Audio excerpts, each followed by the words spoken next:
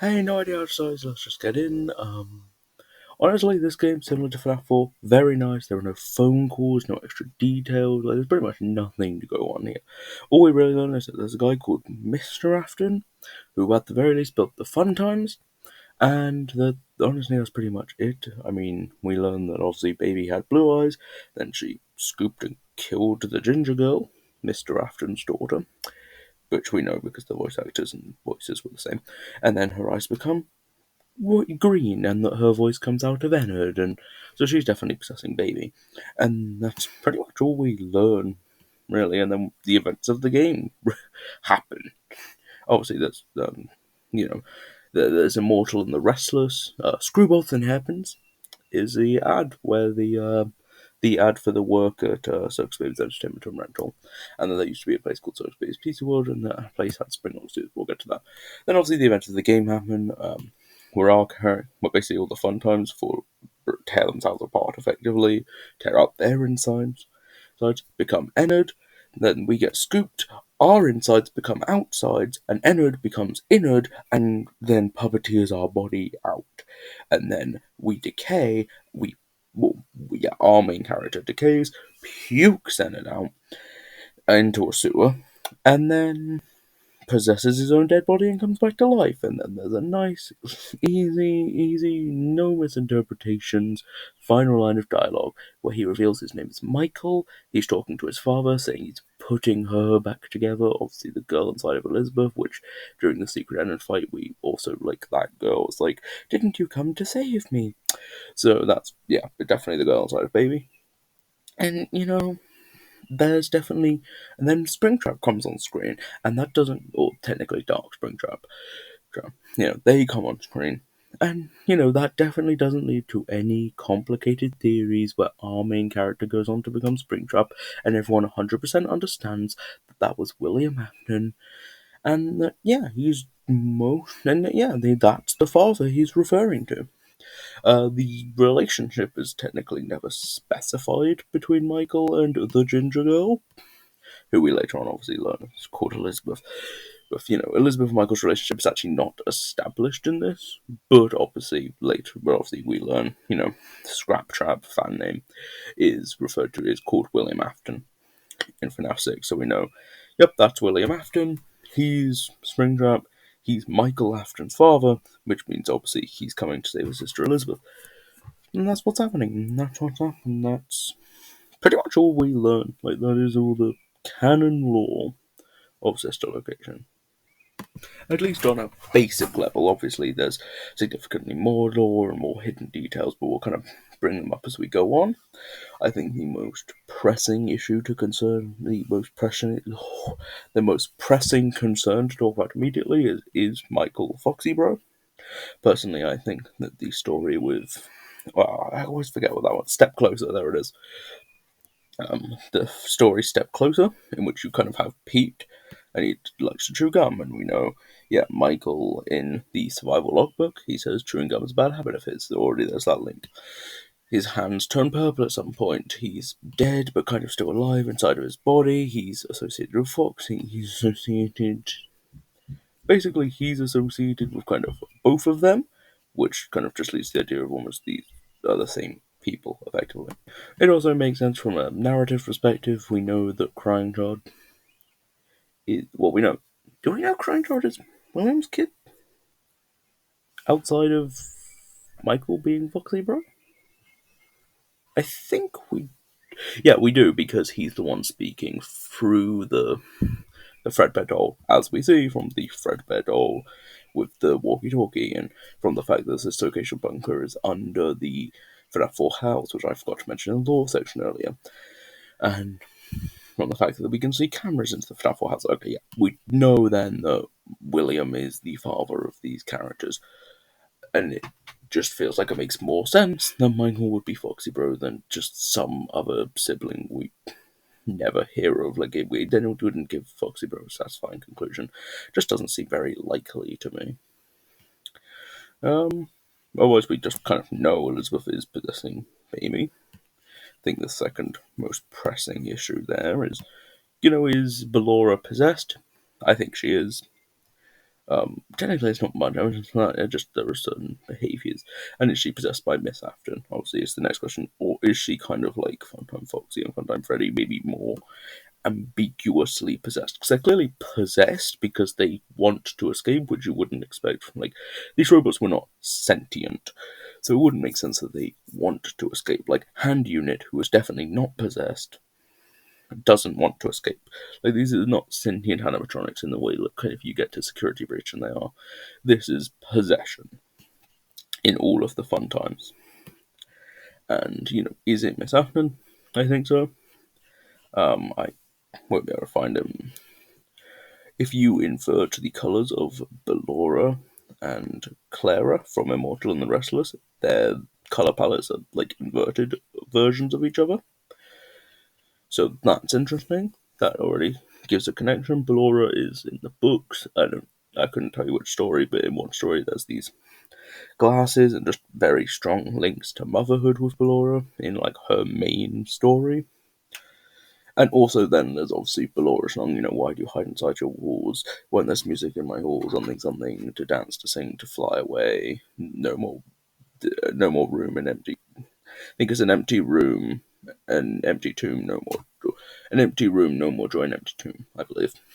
Which just, like, that does not make sense to be programmed into the animatronic. That implies there has to be sentience here, that implies there has to be possession. I don't think it makes sense that it's anyone other than Mrs. Afton. Obviously, the question is then, how does Miss Afton get inside of Ballora? Is it the scooper? Is it some other thing that William's done? Or did Ballora just kill her? Or was she killed and put inside of Ballora kind of thing? I don't think it's the scooper, because that would imply that she's possessing something else that's metal, and we just have no evidence of that. I don't think it makes sense that he would have some other way of putting souls inside of them. I mean, I guess in my FNAF 4 video, I did argue that he could use agony and other such emotions, especially negative emotions, to bind at least a part of a soul to something. So I guess if we're saying he did that with Crying Child, then yes, he could have done that with Miss Afton. But again, I think you'd be overlooking the fact that with Crying Child, he had the possessed Fredbear suit in his possession. And to me, he wouldn't, like, Miss Afton, to our knowledge, would not have been possessing anything else. So I think the only logical conclusion is that Ballora kills her. I also think Ballora is the only one without child capturing technology. Like, technically, I believe her job is a distraction, but, like, Baby and Freddy can both capture kids, and Foxy can mimic parent voices to lure kids. Ballora's job is what, like, distracting the parent? Like, that just doesn't mean, like, she doesn't have voice mimicking technology, she doesn't have this and that. All she really has is advanced mobility, which feels like that's only useful if you're setting her up to, move around a location and kill someone. And also, why would you even need luring animatronics or distracting animatronics? Isn't the whole point of these animatronics that they capture people when they're alone in a room? Like, I get that it could help, to have a voice mimic to kind of lure one child in, capture them, and then they're not going to be found.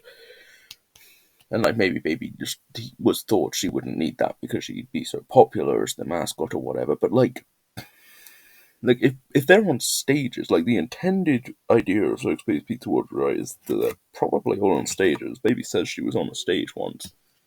If they're all on stages, doesn't really feel like, sure, advanced mobility, maybe it helps her dance better, but, like, do you really need that? Like, sure, it's an impressive show, but what's really the point? Isn't that just luring people away from the animatronics that you'd want? I mean, I guess you need a certain amount of people to be distracted, so one goes in there, but, like, it just feels weird that you wouldn't just put up with child capturing technology. And if we were to build off of my theory that Crying Child and Charlie just, I'm saying they have a lot of connections, and I'm just saying Charlie has a twin brother in the books, and both her mum and the twin brother just vanish, and even after, like, Henry just leaves her life or commits suicide, or does he live and then commit suicide later on? I forget, and I don't know. So that's impressive. I forgot something that I don't know. Very impressive. But, like, she stays with Aunt Jen. She does not go to her mum. Why would the court of law not? Like, Miss Emily has to exist even if Sammy doesn't. And I'm almost certain that Sammy does because of the pictures of him and all that. So, where's Sammy and where's Miss Emily? I think, to me, it makes a certain answer. Like, I think the original novel trilogy is more. What am I trying to say? I think it's more in line with the games. Clearly, it's different. Clearly, it's a different timeline and a different set of events. It's not telling us, like, beat for beat, this is what happened. I think it's a lot closer than Fazbear Frights and Tales from the Pizzaplex were. Well, like, those, I think, strike me as more like, we are vague and maybe giving you more, like, the rules, especially Fazbear Frights. It's like, we are, in most stories, we are giving you the rules this universe plays by, apply that to the games and come up with a solution. I think the novels is giving us a lot more. It's giving us proper names. It's really what explores a lot of mechanics. So I trust the kind of first trilogy of novels because it feels more directly linked. Obviously not the same. I don't think it's canon to the games at all. I don't think it can be.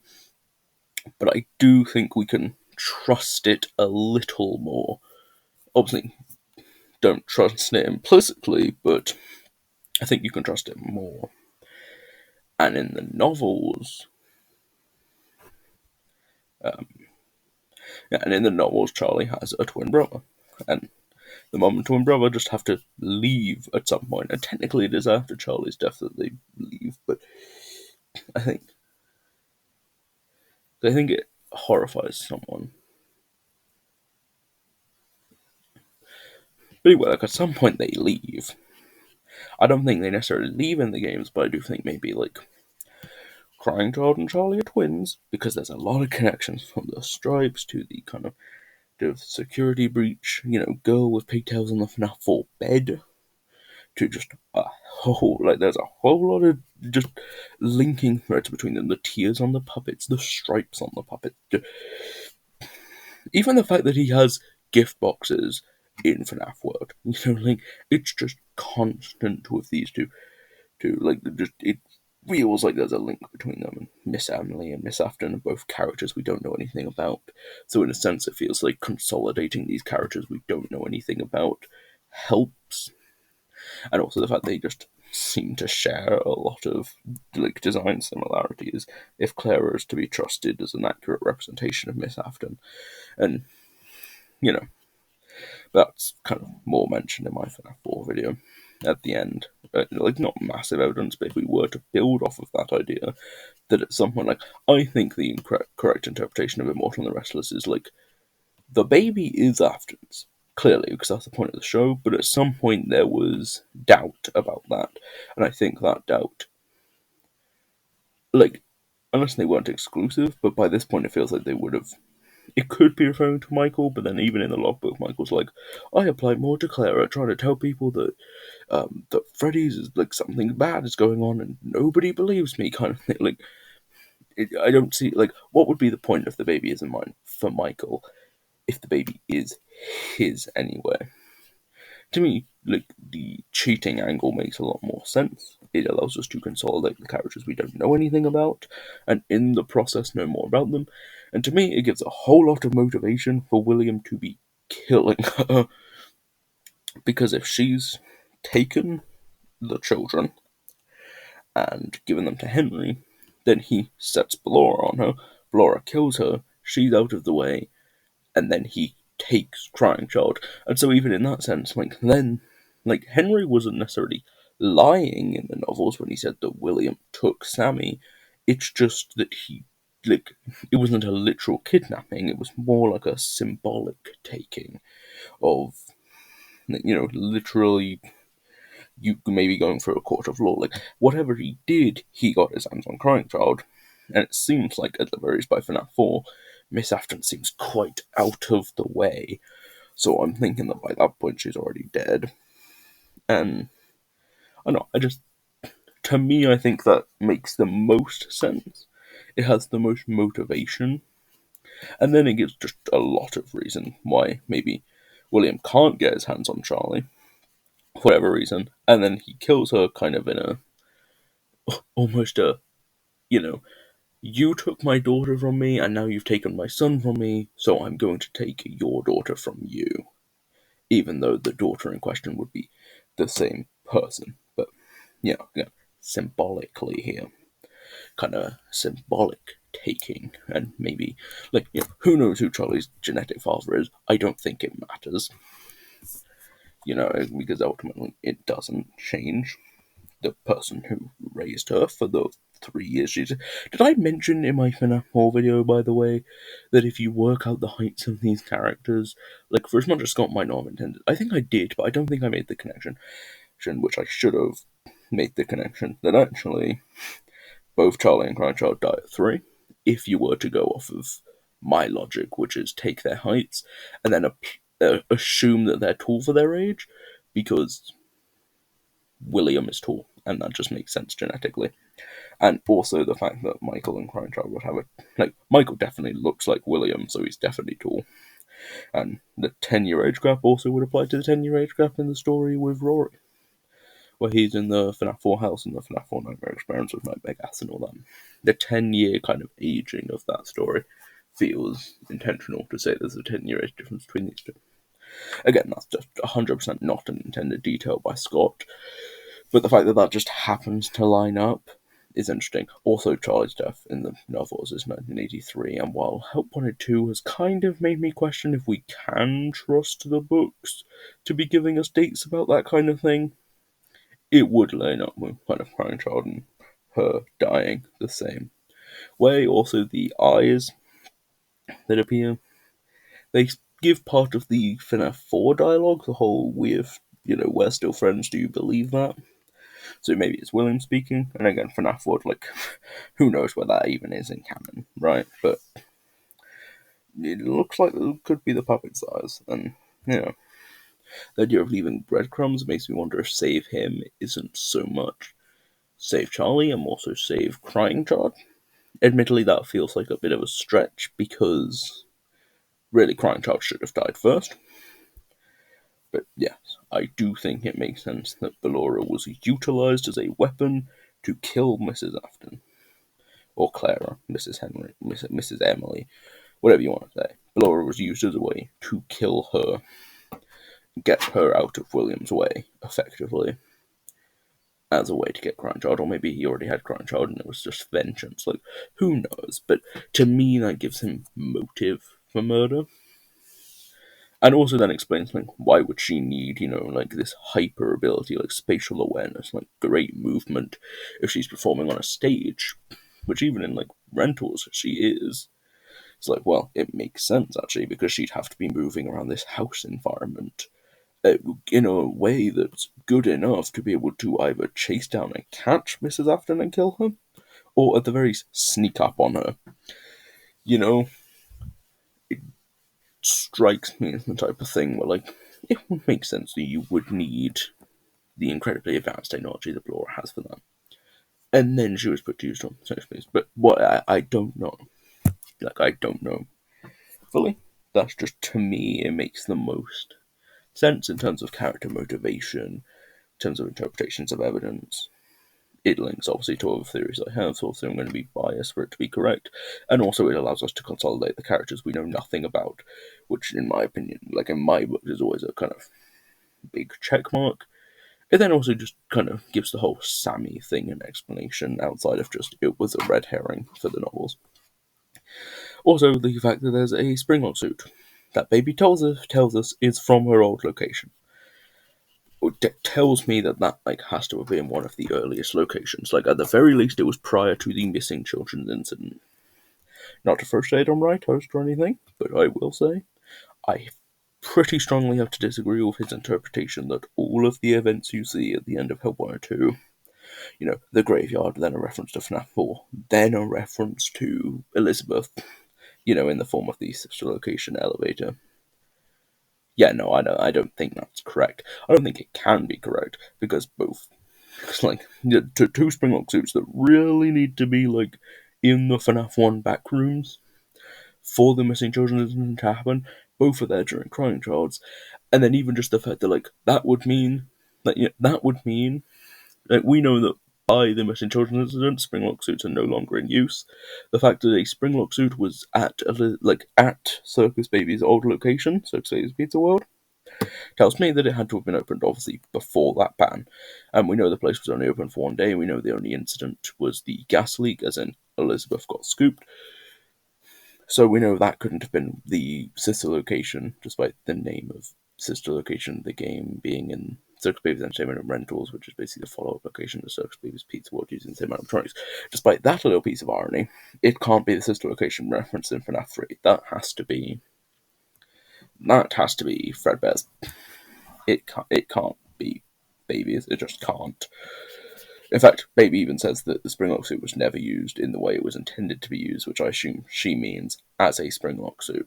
So we definitely know that wasn't where the springlock incident happened. It was never even used as a springlock suit. But the springlock suit was in her old location, meaning that it was before springlock suits were put out of commission, meaning it was before the missing children's incident. Now, was it before Crying Child's death? I say yes, because I think that Crying Child's death is a cover-up, where instead of losing every animatronic, they think it's better to lose the Springlock animatronics. You know, it's a shame, but better than losing every animatronic. So instead of admitting it was the animatronic component that failed, they say it was Springlock suits. They shut down all the Springlock suits, which then gives William a chance to experiment on, on the possessed Fredbear suit. Right, so to me, it makes sense that Crying Child's death, that was the final Springlock incident. We know there were multiple simultaneous Springlock failures, so at least one other Springlock failure must have happened. But I do think that Crying Child's death is the one that really solidifies the end of Springlock's suits being used. Which would mean that Elizabeth's death comes first. I also think the stomach mouths, the fact Crying Child saw something, the empty girls' room. I also think that since the missing children's incident, the first one, definitely then the later ones, couldn't have happened yet, I think Elizabeth, I think my whole Pigtails girl is a prototype robotic Elizabeth that's just being tested to see if robot humans can work. That's why she's outside of Fredbear's. I think that makes a whole lot of sense. Because otherwise I don't really know what Pigtails Girl could be referring to, outside of this is just a rumour that William made true, which I don't like. I think it makes more sense that she'd be referencing something. So I think a lot of the details all line up for Elizabeth to be the first death. Obviously that leads to the question of why is William designing kidnapping robots? I could honestly just see a world where it is it's to get Charlie. If he sees Charlie as a child that was taken from him by Henry, by cheating on his wife, by his wife going to Henry, whatever happened, then he could simply see it as taking what is rightfully his. So I could even see a world in which, he's almost used Elizabeth as a test subject to be like, well, if you like Baby, Charlie's gonna love Baby, and I'm gonna get her. Even that connection between Charlie and Baby is there in the novels. It's another reason I think the fact that both Elizabeth and Charlie are associated with green, the fact that literally the adult Charlie robot is Circus Baby is possessed by Elizabeth. It just gives strong connections between this character who we know is Crying Child's sister and this other character who definitely could be. The fact that both ginger, the fact that both brown haired as well, obviously. I just think that gives such strong connections. So in that way, there's a lot of connections between Charlie and Baby already that it's kind of well, maybe he was just trying. Even the fact maybe the Baby equivalent in the movie might be the Yellow Doll, which is what was used to effectively give the robot Charlie's personality. I don't know. It's just it's very interesting that it's got a connection there. Otherwise, I also think it makes sense, kind of, that, there's almost this growth in William. That he goes from kidnapping children, which is evil enough on its own, to he then goes to murdering children. It's an evil growth, it's evil character development. This idea of kind of escalation of crimes, almost. And, Obviously, Help Wanted 2 has confirmed that Charlie dies after the missing children has been, which is a shame because otherwise it would be kidnapping, random act of violence, ritualistic kills, which would make a lot more sense. But alas, it would appear not. But maybe that explains why he killed Charlie, perhaps. Other reasons? Like, again,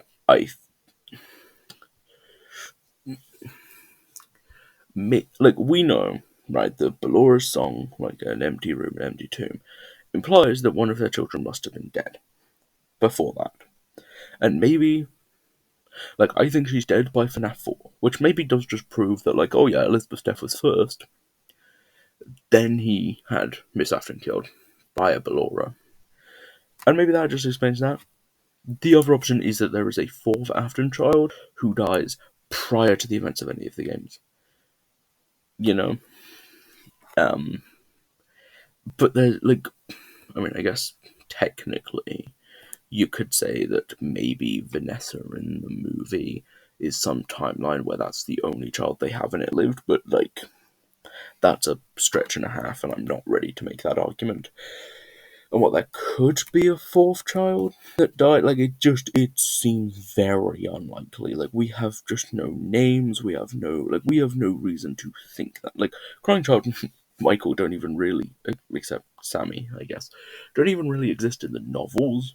So for the idea that there to already be a fourth child doesn't seem likely. So maybe we're saying that it's Elizabeth's death, and then in her grief, because we know Miss Afton felt abandoned, based on Ballora's song, right?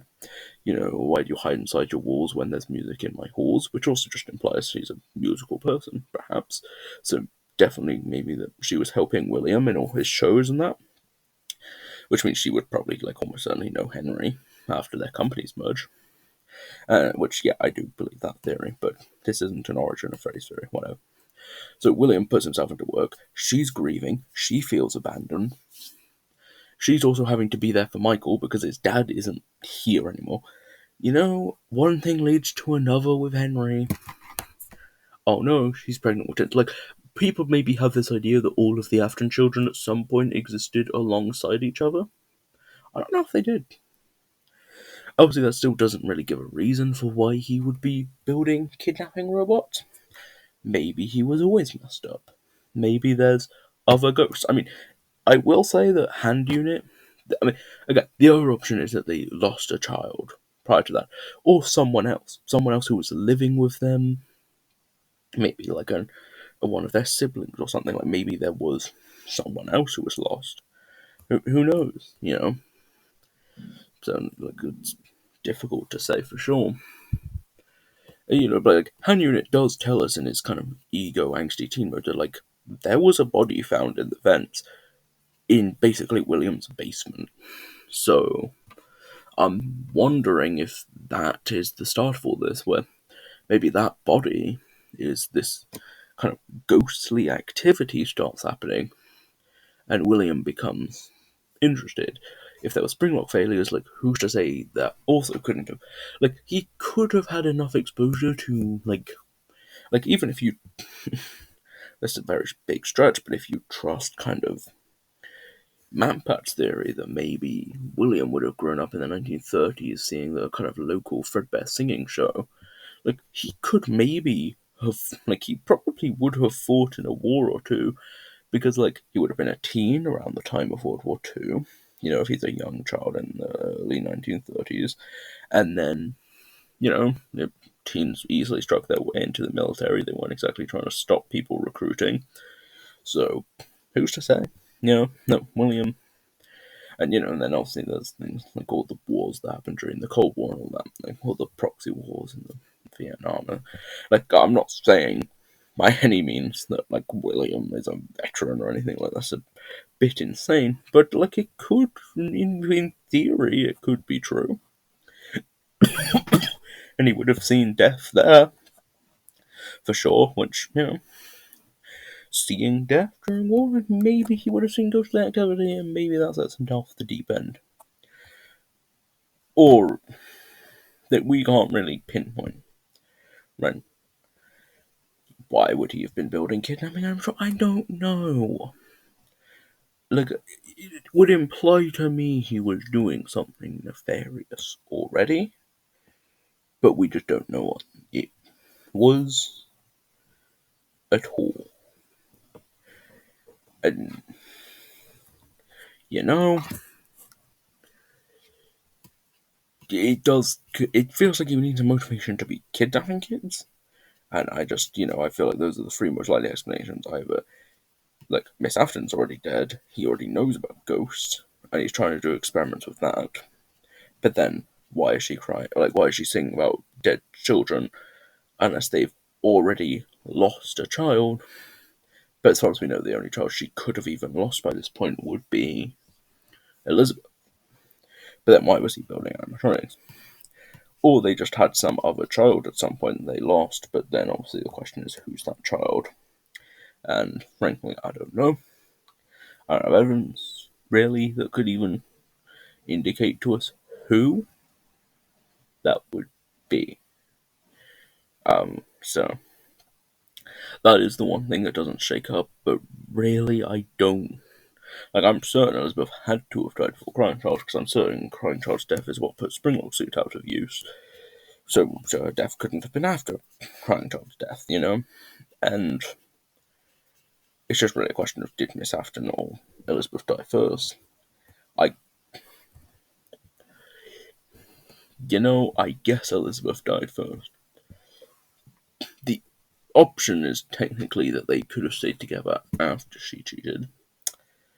Or maybe it wasn't realised they cheated yet.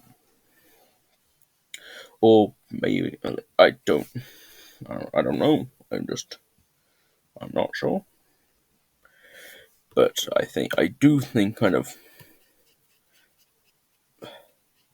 I'm certain Elizabeth has to die before Crying Child, so I guess I have to come to a kind of satisfying conclusion, because I'm saying I solved this location, so personally I'm leaning more towards they'd already lost a child, because that feels cleaner to me. That feels cleaner because it then gives better motivations. And for why William would have been throwing himself into work, like, which makes sense because we see that. But then we also see that in, like, kind of FNAF 4, even though, like, he is already throwing himself into his work. Which also would line up. So, yeah, I guess. I don't have any evidence to support the child already dead kind of hypothesis, which. Because I think that works at best and gives us a cleaner story, but I don't have any evidence for it. So, right now, I'd say that William built these robots because he had some idea of supernatural activity, or he was already insane, or something to that effect. Then Elizabeth dies. Then Miss Afton cheats on him, produces Charlie and Crying Child, who I guess would be Sammy. And then at some point, William gets Sammy, renames him to Cassidy. Or, like, he kills Miss Afton first and then does that. Or he does that and then kills Miss Afton. It's. Keep an eye out, though, for evidence that they lost a child first, because I think that's cleaner. I think it's a lot cleaner. Anyway, on to the next major question, obviously, of sister location. Fortunately, there aren't really, like, too many. I'm just going to jump into this one. What's off of Yendo? Personally, I do think the best solution for Yendo might. I mean, it's like it's a portmanteau of yellow and endo skeleton front. So for Yendo to be a yellow endo, it would imply that he has Golden Freddy. If you believe kind of Molten MCI, or even just Funtime MCI, or anything like that, right? The idea of the missing children, the missing kids, being a Molten Freddy, being in the fun times, could be the one you should not have killed, or it could be Crying Child. Both feel very likely to me. FNAF Help Wanted 1, we recently, someone recently found there were 4 Endo-1 endoskeletons, which are likely the endoskeletons of the original animatronics prior to being withered, as well as obviously when the withers are fixed. So, like, them being in the burner, being melted down, feels like, yeah, molten MCI feels strong to me. I don't know if I firmly believe it, but the reason I'm willing to go with it is that in the novels there's the amalgamation, which is literally a fusion of all five. Candy Killer is constantly talking about five things becoming one thing. And even in the novels, Susie isn't even confirmed to possess Chica, but she's confirmed to possess Funtime Foxy. And to me, that explains why Funtime Foxy flips between he and she. I think the explanation for that of the Mangle is just that the Mangle is literally a fusion of pieces and parts. So it is literally he and she. I think that Funtime Foxy makes sense for being it's a clearly male animatronic. It has a male voice box and all, but it's got a female spirit in it, right? Which then kind of explains a lot to me. I think that makes a lot of sense. To me, that makes a lot of logical sense. And the thing is, I don't see a world how, Susie isn't, I don't see a world where they're just immediately, all of the souls are in all of the fun times. I don't see them being that split up. Obviously they're not in Ballora and Baby. I think that's pretty much a given. But I don't even really think that they're in, Funtime Foxy to me almost feels it's confirmed that a piece of the amalgamation got in there. That's how Susie possesses Funtime Foxy, which suggests to me that there could be a middle step. Obviously, the amalgamation never happened, but we know that the FNAF 1 wizards were refurbished. Their original endoskeletons would have been removed. I think it's safe to say William just gets a hold of them. And yeah, I do think that would include this Springlock endoskeleton of Yellow Bear, or Golden Freddy, as he's more commonly known, or Fredbear, or Spring Freddy, whatever you want to call him. Yeah, I think it's safe to say he could easily have turned that into suit mode using his crank that he would have used to get inside the Spring Bonnie suit anyway, and then simply removed the endoskeleton, as he would have done with the others, and then, melt them all down and put them into something. But I do think it's likely there was a middle step, because in the lead up to this location coming out, in the source code there was something of a basic characters and what they're doing. Maintenance is described as a day, and yet there's one animatronic described as out of service. Out of service does not imply to me that it's broken, because wouldn't you just hold its schedule? Wouldn't you just hold its schedule with maintenance? I don't think it's the Springlock suit, because you might argue, oh, Springlock suits are out of use, so it's just the Springlock suit is out of service. But then why put it on there in the first place? We know that Circus Baby's entertainment and rental, the bunker, it's after the Missing Children's incident, because it's after a place shuts down. By that point, Springlock suits aren't in use, so why would you ever put a Springlock suit on the, why would you ever put a Springlock suit on the kind of roster? Just to have it out of service. It implies to me this animatronic must have been here at some point, and is now out of service. And I think, and you don't interpret this as a meme, because I think genuinely this could be what it is.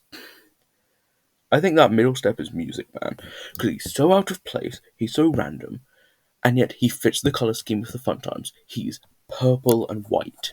He's got the silver eyes, the black with a white dot in the middle to suggest possession. That's always suggests possession. He's so random and weird, and yet he's humanoid, which, as far as we know, was only ever a thing of the Fun Times. He's more than big enough to have 5 animatronics worth of people inside of him, and he makes sense to me to be. I also think it's worth pointing out he's an Ultimate Custom Knight, and the one who should not have killed Michael Brooks, I believe, has to know about every animatronic that appears in Ultimate Custom Knight, because he puts them in there. And I think most of those have an explanation, as he would literally have just seen them, or could glean them from William's memory. But, Music Man either has to exist in William's memory, or Michael Brooks must have seen him. To me, it makes sense that, he's basically the amalgamation for the games. Now, what William would have had him doing, I don't know, but I suppose it was just an experiment, put them all together. That's why he's out of service. He was originally being rented out, and then he put the 5 souls inside of him, and suddenly he's getting all jittery and crazy, and he can't be trusted anymore. But similar to the amalgamation was eventually destroyed. Clearly, by the time of Pizzeria Simulator, Music Man is no longer a threat, because you can just put him out and he's fine. So while he might still, show signs of possession, I don't think he's possessed anymore. So it would imply to me that like at some point that possession was broken, destroyed, whatever. And from there the souls must have got out. Obviously Susie would end up in Funtime Foxy. Where the other souls end up I think is interesting. Because I mentioned kind of Yendo before. And he's, Michael Brooks could have ended up in there. Because we don't know how many animatronics are in strictly. Look, we know there were at least 5. Well, technically, we know there were 4, and Bon Bon. And we see 5 sets of eyes, which would indicate that. We don't necessarily know that Yendo and Lolbit and the rest weren't added. Lolbit also has the silver eyes, but I believe is confirmed to be non-canon. So I don't believe that's important. Yendo just acts a lot like Golden Freddy. He teleports in, he goes away with the same mechanic, the portmanteau of Yellow and Endo, and the whole depleting oxygen, which to me links to the hallucinations that Golden Freddy would cause. The hallucinations which we use to communicate. So yeah, I do think he's Crying Child, which I think makes sense that William takes maybe the animatronic, he takes the endoskeleton of Fredbear out early. Maybe that's why we only ever see 4. Maybe Michael Brooks was never there. I guess he would have had to have been from Modern MCI, but maybe Michael Brooks was possessing more the suit's components and less so the endoskeleton. And William took that and used that to put his remnant into things. Or I don't know, maybe William didn't take the endoskeleton until later, but just found another way to put Crown Child's soul inside of Yendo. To me, I think that just makes sense. I see that link there a lot better. I'm honestly not. No, I don't know if I'm 100% sold on MCI, but modern MCI. But I think I'm more on the side of agreeing with it. Just need to find a way for it to work, and I think this makes the most sense. They're putting Music Man, but at some point, clearly, Music Man's souls are split up, possibly into Funtime Freddy. Most of them, with one of them, Susie, ending up inside of Funtime Foxy. And obviously, I guess some would have ended up inside of Lolbit, inside of Bon Bon as well. And then they all fuse together inside of Ennard. Then they kick out. And I'll talk about Molten Freddy, because I actually think the Molten Freddy provides a lot of evidence for the Miss Afton angle. And I want to leave there's no point leaving that to Pizzeria Sim, because Pizzeria Sim's going to have a lot to talk about. And I'll be bundling it with Ultimate Custom Night anyway. So why not? Molten Freddy has a lot of connections to Miss Afton. Just, in my opinion, the whole one big happy family thing, to me, that could imply MCI. But I think that implies Miss Afton's there. There's a lot of references to parties and things, where it just feels that's so Funtime Freddy. But I do think there's maybe just a little bit more emphasis on family, specifically.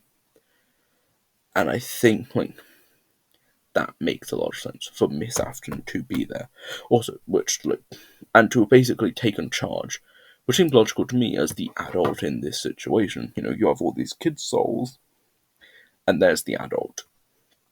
To me, that makes a lot of sense. Which might even explain, kind of the souls rallying to push Elizabeth out, is because they had someone else to take the reins. Because the modern MCIs were all what they would have been parts of souls, because those souls clearly still exist even up to FNAF 1. Because their newspapers appear on the sides of the building and all that. So clearly, their souls were not fully removed from these costumes, so their souls are being split across. It makes sense. Meanwhile, Miss Afton is fully there. Maybe that's the way they found to exist without Elizabeth. And then, I think that makes the most sense to me. And I think that explains Molten Freddy as well. I will say I think maybe, originally, maybe this is just a bit of a hypothesis. I don't know if I fully believe it. But, maybe Elizabeth was supposed to be a bit of a soft reboot of Crying Child, because, she has a lot of that whole, put me back together, and I'm broken. She says, I'm broken, and Michael says, I put her back together.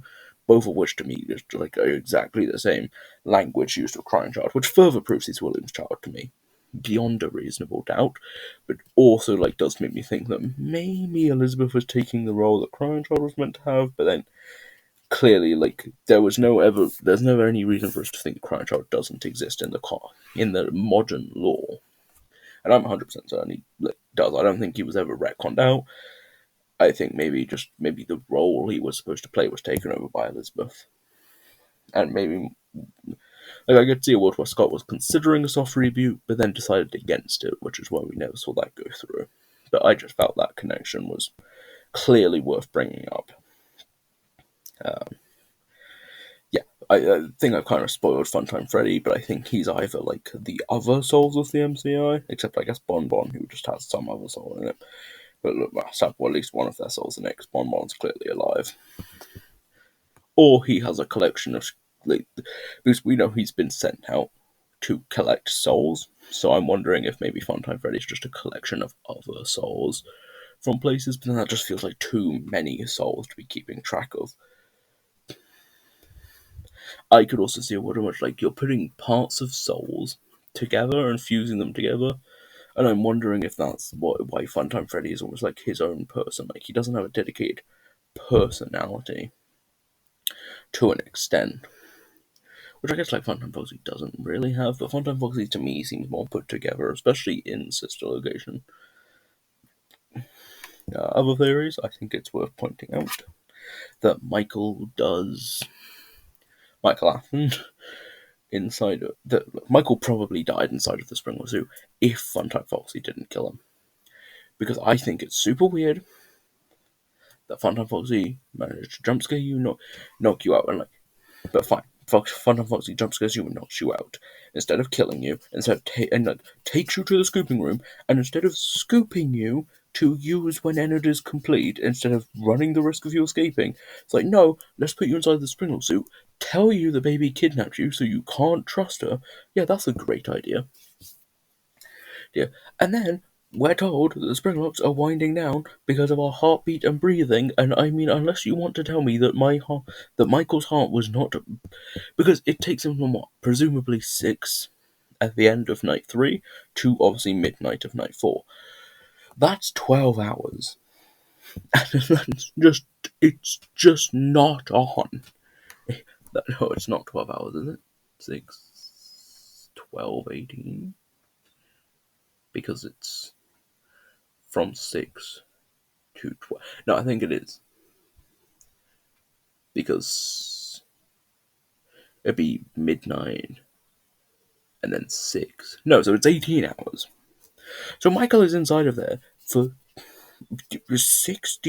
18 hours. Jesus. For 18 hours, Michael is in there. And unless you want to tell me that he wasn't breathing and his heart wasn't beating, which as far as I'm concerned means he's dead, meaning that Funtime Foxy killed him, that Springlock suit should have gone off. And I'm pretty damn certain it did, because I'm not convinced anyone could do that in night 1. So, like, either he's possessing Funtime Foxy, because he was killed by it, right? Like, or he's possessing the Springlock suit. And I could see a world where he's knocked out. And like, you also can't tell me that Funtime Foxy like put him in there delicately enough to not set off the Springlock. Like, there's just way too much telling me that like there was a Springlock failure here, which might explain how he possesses his own body a bit better. Because like he's already dead and he's already possessing his body. It's effectively the same trick that William uses, in the sense of he's possessing a robot that has his body in. The difference is that if he was knocked out, the pain wouldn't have woken him up prior to his death.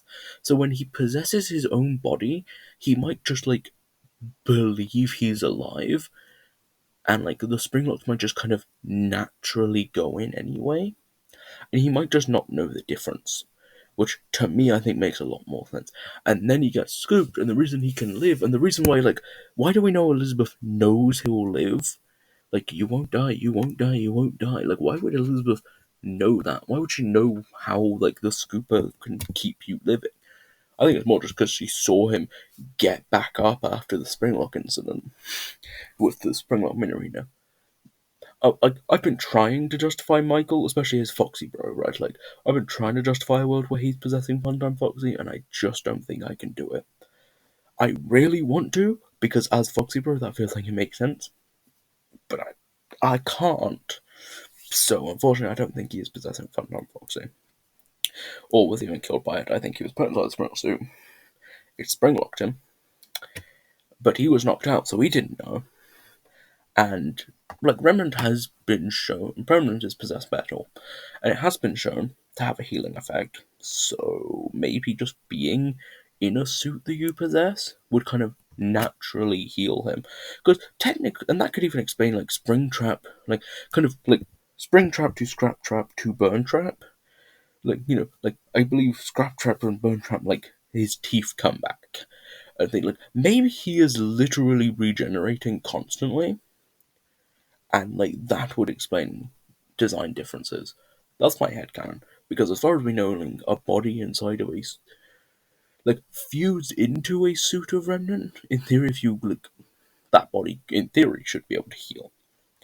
And I think that makes a lot more sense to me than the idea that the Remnant he was in, because he's not possessed by the Remnant, which, as far as we know, is how it should work. If him getting injected with Remnant should allow him to be possessed. And the Remnant should not count as enough metal to allow him to be possessed. If the Remnant was even in the school, like, there's so many ifs, buts, and ahs to make that theory work. I think it just makes a lot more sense that he was already dead inside the Springlock suit, and he just didn't realise. And kind of maybe he just placeboed himself into being alive, you know? Because he would be, because he's possessing his body. Like, he possesses his own body in the end anyway. This to me feels a bit more like it makes sense. Yeah, feels like it makes sense. Another theory I have about this location, which links more to. This is less of a lore theory and just less of a thing, but I do think originally each character was supposed to have a kind of show partner. Well, first off, I think each character obviously represents part of William's family. You know, you have Funtime Foxy represents Foxy Bro Ballora, obviously Miss Afton. Baby, obviously Elizabeth, and then Funtime Freddy feels like it makes sense to me that he represents. Funtime Freddy feels like it makes sense that he represents, obviously, you know, Crying Child, right? With kind of each being associated. I mean, admittedly, Funtime Freddy is more like Crying Child ends up possessing a Freddy suit, and there's less connections there, but I think it makes sense. So I do wonder, like, is the Springlock suit originally supposed to be, like, kind of, like, the fifth? Because if there is a fifth animatronic, I wanted to justify the Springlock suit being, like, Funtime Bonnie, that was my original theory, but the snout never worked, and I just felt like the explanation I've come to now worked a lot better. But I do wonder if there is a Funtime Bonnie, because I don't think that William would ever associate himself with any other animatronics than Funtime Bonnie. Or than Bonnie, right? Like, Bonnie is his animatronic. Anyway, I should probably. I also then think that each animatronic was supposed to have a stage partner. I think there's evidence of that. Like, Lolbit and Funtime Fox, obviously. And, like, completed Yendo as whatever version of, like, Funtime Freddy he would have been, with Bonnet, likely. Like, yeah, they would obviously have been a duo. To me, that makes a lot of sense. Then you have Ballora to the Springlock suit, which will make sense in just a second. And then you have Baby to, I think, an animatronic I am in my head calling Circus Ringleader, who I think is the animatronic the Ennard mask was intended for.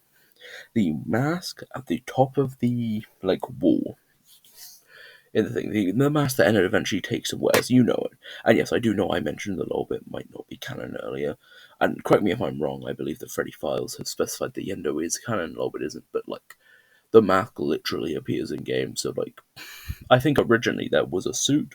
I think that when it says Lolbit isn't canon, I mean, like, I don't think Lolbit is literally scanned into the computer system and, like, isn't currently a walking around animatronic. But that also could have been made potentially retconned. It depends on how much you want to trust Help Wanted, because Lolbit is like a walking around animatronic in kind of the second version of the Funtime Boxy Room.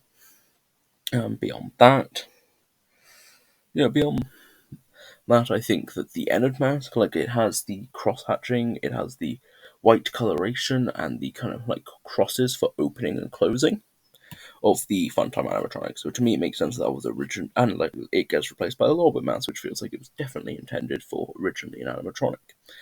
So I think it was intended for an animatronic, and I think kind of you see the different stages of completion. Where like the Lolbit mask, it seems to imply that like at some point there was a completed Lolbit suit, Yendo was then a completed endoskeleton. A Springlock Minorino would be a fully completed suit. Lolbit was an almost fully completed suit. Yendo was a complete endoskeleton, and then you just have the mask of Circus Ringleader. To me, I think that makes the most sense. Each one was originally supposed to have a partner, maybe to be added in later as kind of extra promotional material, get people to come back kind of thing, but it obviously wouldn't have panned out. And certain characters got scrapped down the wayside and this and that. And yeah, I guess Music Man would have been there. Then who knows who his partner would have been. I don't. Now let's talk about the Springlock suit. I guess the Springlock suit's identity. I think it's Springlock Minorino. As I so eloquently put in Raito's chat once, existence of Minorina implies existence of Rena. Obviously, that's a joke. Minorina is a portmanteau of miniature and ballerina, but their face shape perfectly matches the Springlock suit, in my opinion. And, it is literally a Minorina themed minigame. Nightfall is. And when you die to a Springlock failure, you get jump scared by Minorina. So to me, that feels like what we are dealing with here is a Springlock Minorina. Or Springlock Arena, I guess, or just Arena, because there isn't a non-Springlock counterpart beside the miniature versions. To me, that makes a lot of sense. I could see Funtime Chica if we had any evidence that she can remove her beak, but we don't. So I just, most Chicas can't, I don't see a reason to assume she can. Also, I'm not convinced she was ever in the sister location bunker. I know she's in there in Help Wanted 2, but that's not, I don't know how much we can necessarily trust the games in that to be, perfect representations. And she also never kills you, which is just massively different from the Fun Times. She doesn't have the purple of the Fun Time, she has pink. So while she is a Fun Time, which implies she was around at the same time, like Leah Chica's Party World, she just eats the cupcake in Help Wanted 2, and you get an achievement if you stop eating the cupcake, but she's not a danger to you. So I don't think she was ever there, and I think that's more for fun minigame potential. In Ultimate Custom Night, she's not a threat to you. We never see any evidence that she can remove her beak. I just don't think that Funtime Chica was ever actually there. I don't even think she was built by Afton. I think she was a Funtime fun time because it was the same general type of animatronic. But I think, and I guess she does have the Funtime endoskeleton, so maybe William did build her and was intended to be for some other location. But I definitely don't think that she was in this location bunker. Part of William's plans, I don't think she has any kidnapping technology. And I definitely don't think she's a Springlock because there's also no evidence of that. There's not even evidence that the Fun Times are Springlocks, for as much as I've seen people denying that. We open up two of them, we see no Springlocks. Their endoskeletons are nothing like Springlock endoskeletons. Arguably Endo 01 and 2 are closer to Springlock endoskeletons. They aren't obviously exactly Springlock endoskeletons, but they're closer than the Fun Times ever were. And the Fun Times don't seem like their endoskeletons would work for being Springlocks. We see a Springlock Chica almost certainly in the logbook, because she has that iconic Springlock leg.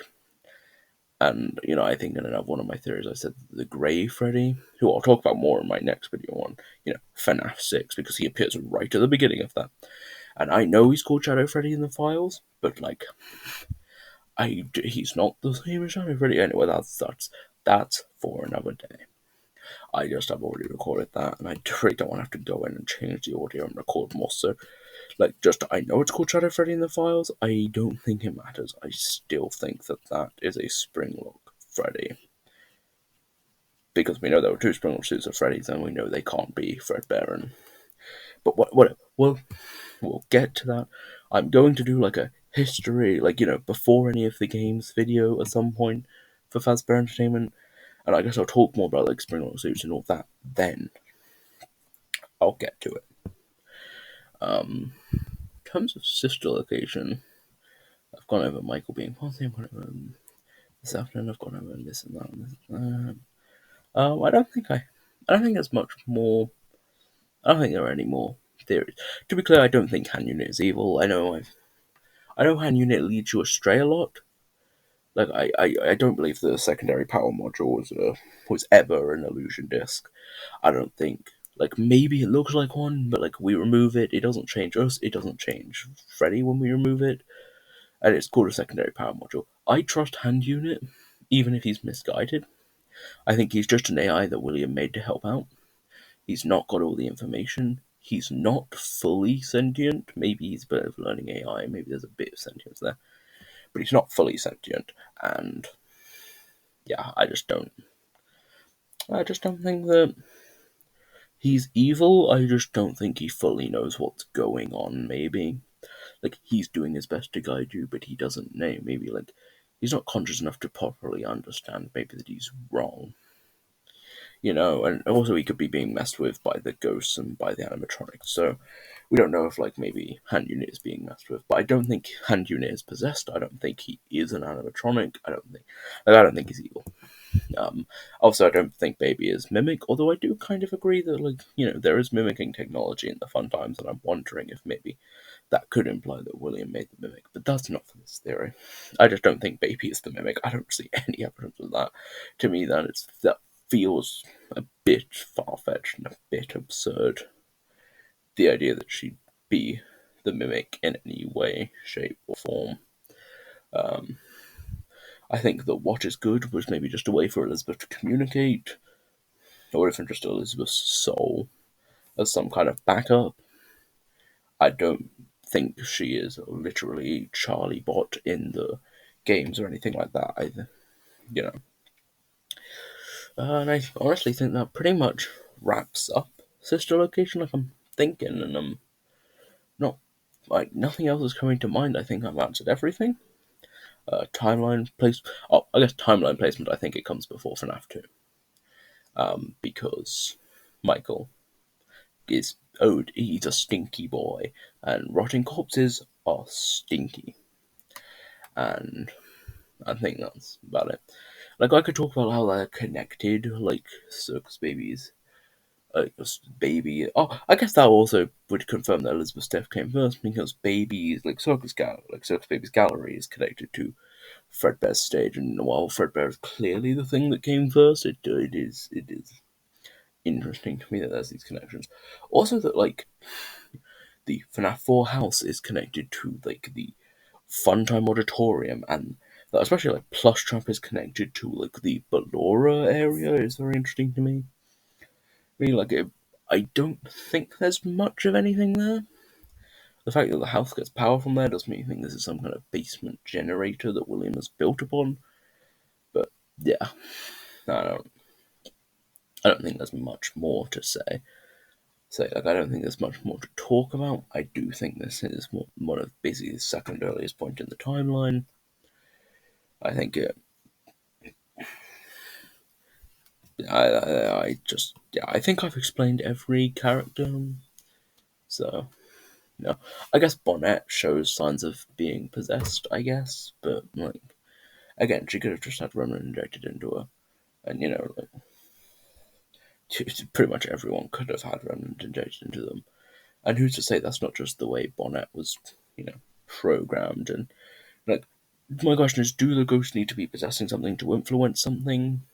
Like, maybe they can influence technology to a weaker extent without possessing it, but I don't know. That's just my theory, and I think I've covered everything in Sister Location. I feel good about everything. I feel good about the conclusions I've come to.